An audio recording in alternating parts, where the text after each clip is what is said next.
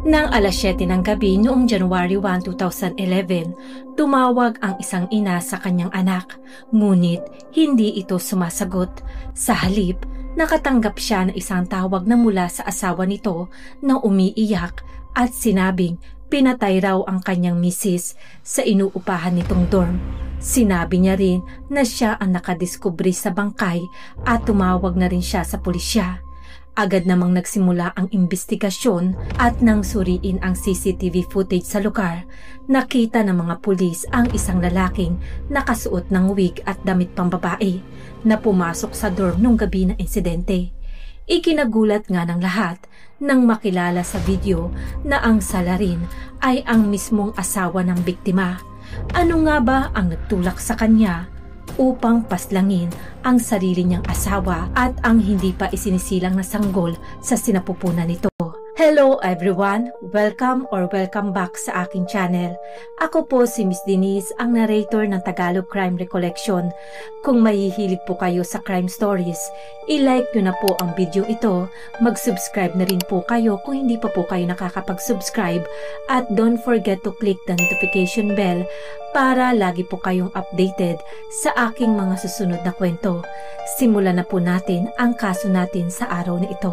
Araw ng bagong taon noong 2011, habang ang mga tao ay abalang nagdiriwang ng panibagong taon sa kanilang mga buhay, kabaligtaran naman ito sa nangyayari sa tahanan ng mag-asawang Si Jung-sun at Cho Ki-hwa, kung saan sa araw na ito mismo ay pinaslang ni Cho ang kanyang asawang si Jing na 8 buwang buntis. Ang araw ng bagong taon na dapat ay isang bagong simula ay napalitan nga ng isang kahindik-hindik na pangyayari. Bago natin alamin ang pangyayari sa krimen at motibo sa pagpatay, atin munang kilalanin ang sospek at ang biktima. Si Si Jing-sun na tatawagin natin sa pangalang Jing ay ipinanganak noong 1983. Siya ay anak ng mag-asawang magsasaka na nagsumikap para maibigay lamang ang magandang buhay sa kanilang nag-iisang anak. Bata pa lang nakitaan na si Jing ng pagiging masipag at masinop sa pera ng kanyang mga magulang. Kilala rin siya bilang isang matapat ngunit may katigasan ang ulo. Hindi nga siya nagpapaapi sa iba at ipinaglalaban ang tingin niya ay tama. Minsan ay may isang pagkakataon pa nga na aksidenteng nabasag na isa niyang kaibigan ang isang produkto sa tindahan habang namimili sila. Hiniling nga ng may-ari ng tindahan na bayaran niya ito. Ngunit agad nga itong inalmahan ni Jing. Ito ay nagresulta ng malaking away at natapos lamang nang pinagitnaan na nga sila ng mga pulis. Sa kabila ng pagiging matigas na ulo ni Jing ay mahusay naman ito sa kailang paaralan, bagay na ipinagmamalaki ng kanyang mga magulang. Hindi naglaon nang pumasok si Jing sa universidad. Dito niya nga nakilala si Cho Ki-hwa na mas matanda sa kanya na 1 taon, galing sa isang mahirap na pamilya si Cho. Ang kanyang ama ang tanging kumikita para sa pamilya. Isa sa mga kapatid ni Cho ay may sakit sa pag-iisip dahil sa malubhang lagnat nito nung bata pa. Kailangan niyang manatili sa bahay ng kailang ina upang alagaan ang kanyang kapatid. Inilarawan si Cho na hindi matangkad o gwapo, napakatahimik din ito pero mabait na tao. Sa paaralan, katulad nga ni Jing ay mahusay din siya sa pag-aaral dahil naniniwala siyang ito ang tanging paraan upang makaahon sila sa hirap. Nang makapagtapos sa kolehiyo, nagpatuloy ang dalawa sa pag-aaral bilang mga graduate student sa parehong universidad. Naging matatag ang kailang relasyon at noong 2007, pagkatapos nga mag-aral bilang graduate student, nagturo bilang assistant professor si Cho sa isang pamantasan habang pinaghahandaan ang pagduduktor. Noong mga sumunod na taon noong 2008, gumraduate naman si Jing at pumasok bilang isang guro sa isang universidad. Gayon din noong taon ding iyon ikinasal ang dalawa. Dahil nga sa magkaibang lugar ng trabaho, nakatira ang mag-asawa sa dalawang magkahiwalay na lungsod. Nung mga panahong iyon, nakatira si Jing sa isang dorm na libreng ibinigay ng universidad. Ang kanyang sweldo ay humigit kumulang 3,000 yuan o 23,000 pesos kada buwan. Isang teaching assistant naman si Cho na mayroong buwanang kita na humigit kumulang 1,000 yuan o 8,000 pesos lamang. Kaya naman, halos lahat ng gastusin nila bilang mag-asawa ay si Jing ang nagbibigay. Sa unang mga taon ng pagsasama ng mag-asawa, hindi naman naging issue ang kinikita ng bawat isa. Proud na proud pa nga ang mga magulang ni Jing sa kailang manugang na si Joe dahil sa mataas ang pinag-aralan nito at balang araw ay magiging isang ganap na doktor na ito. Noong May 2010, dumating ang isang magandang balita ng magdalang tao si Jing. Sabik na sabik nga si Joe nang malaman ito. Madalas niya pang i-update ang timbang ng kanyang asawa sa kanyang social media habang buntis ito at nagsimula na rin siyang mangolekta ng mga paintings na ididekorasyon niya sa kwarto ng kailang magiging anak. Abala na rin siya sa pag-iisip ng magandang pangalan para sa sanggol. Kung titingnan ay lubos nga ang pagkasabik ng mag-asawa sa paglabas ng kailang sanggol. Sa mga mata ng mga magulang ni Jing, mabuting asawa si Joe sa kanilang anak. Wala ngang nag-akala na magagawa niya sa kanyang mag-ina ang isang karumal-dumal na krimen. Nakatakda si Jing na mag-maternity leave sa paparating na January 10, 2011. Habang hinihintay nga ang pagsilang ng sanggol, kinausap niya pa ang kanyang pinsan na maging katulong niya pagkatapos niyang manganak. Buong pamilya nga ang umaasa para sa paparating na sanggol.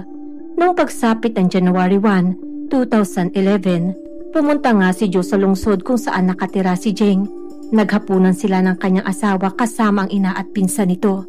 Pagkatapos nga ng hapunan ay umalis na ang pinsan at ina ni Jing.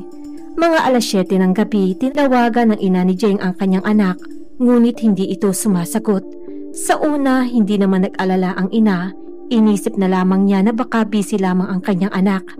Sa hindi naman inaasahang pangyayari, nakatanggap sila ng nakakagulat na balita tungkol sa kanilang anak. Tinawagan nga sila ni Joe at umiiyak at sinabing pinatay si Jing sa tinutuluyan nitong dorm. Sinabi niya rin na tumawag na nga siya sa pulisya. Ikinuwento niya nga na bumalik raw siya sa kailang probinsya mga alas 9 ng gabi noong January 1, 2011 at tumuloy nga siya sa bahay ng kanyang mga magulang. Pagkatapos nga raw noon ay bumalik siya sa dorm ni Jing mga alas 11 ng umaga kinabukasan at natagpo ang wala na nga itong buhay. Hindi nagtagal dumating ang mga pulis sa dorm ni Jing. Dito nila nakita ang nakakatakot na eksena. Napakagulo ng kwarto ngunit wala namang nawawala.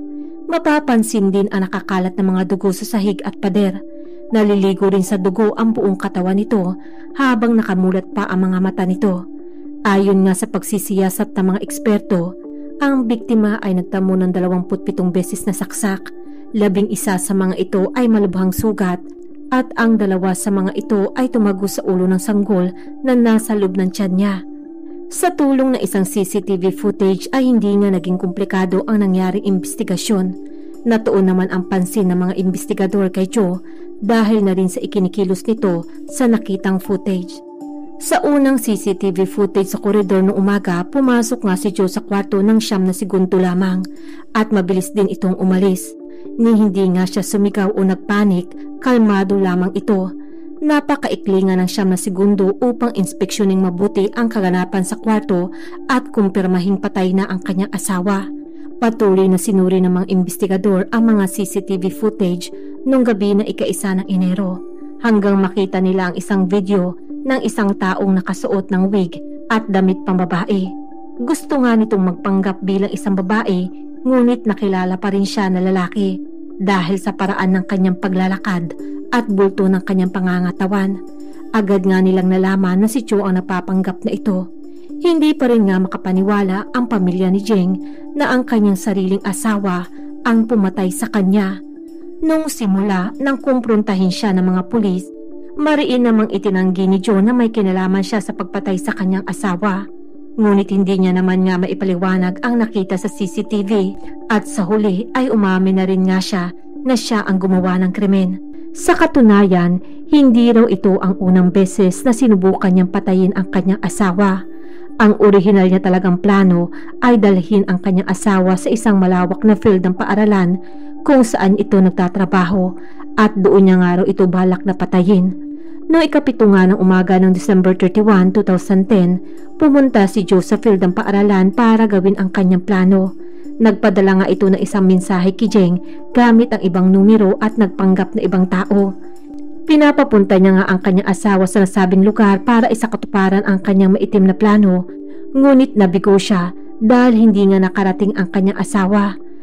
Pagkatapos nga nito, nag-isip siya agad ng ibang paraan para maisakatuparan ang kanyang masamang balak sa asawa. Dito na nga niya naisip na magpanggap bilang babae at pumasok sa dorm ng kanyang asawa nung kinagabihan ng ika-1 ng Enero. Sa malalim na pag-iimbestiga ng mga pulis, napag-alaman din nila na bumili si Joe ng 2 accident insurance para kay Jeng.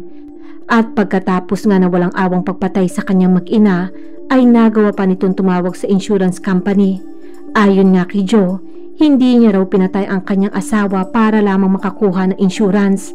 May malalim na nga talaga silang problema nung panahon ng mga unang pagbubuntis nito. 1 buwang makaraan ng mabuntis ito ay pumanaw ang ama ni Joe. Pumunta ang mag-asawa sa probinsya nila Joe upang dumalo sa libing. Pero pagkarating pa nga lang nila sa kanilang bahay, hindi na naging komportable si Jeng sa mahirap na kondisyon ng bahay ng mga magulang ni Joe. Imbis nga na tumuloy ito doon at samahan ang asawa sa pagluluksa, kaagad raw itong umalis. Dahil nga dito nakaramdam ng labis na galit si Joe. Tumatak nga sa kanyang isipan ang ginawang pambabastos ng kanyang asawa. Hindi man lamang nga nito ginalang ang kanyang mga magulang at ayaw pa nga nito manatili sa kanilang bahay ng ilang araw pagkatapos ng pagkamatay ng kanyang ama. Idinagdag pa nga ni Joe sa kanyang pahayag na nais niya ring mamatay si Jeng upang samahan raw nito ang kanyang ama. Sa pagkamatay nga ng kanyang ama, naging responsibilidad din ni Joe na suportahan ang pinansyal na pangangailangan ng kanyang ina at may kapansanan na kapatid. Kaya naman lalo raw bumigat ang problema nito sa pera. Mula nga nang mamatay ang ama ni Joe, unti-unting nagbago ang nararamdaman niya para kay Jeng. Sa tingin ni Joe, masyado na siyang kinokontrol at dinidiktahan ng kanyang asawa. Gumawa rin daw ito ng patakaran na dapat silang umuwi sa bahay ng mga magulang nito tuwing bagong taon, na dapat rin daw gamitin ng kailang mga anak ang apelyido nito imbis na isunod sa apelyido niya.